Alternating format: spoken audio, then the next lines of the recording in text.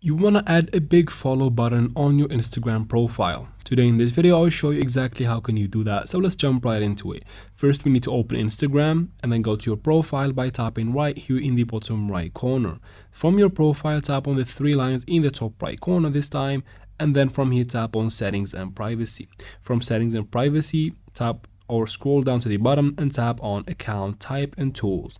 From here, tap on switch to professional account and continue in setting up your professional account. It is very easy. Just fill in the information about your account like that.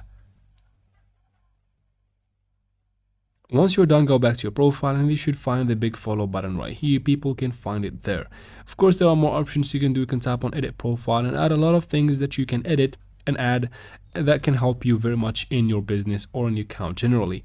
And that is it for this video, guys. I hope it was useful. If it was, please don't forget to like and comment down below.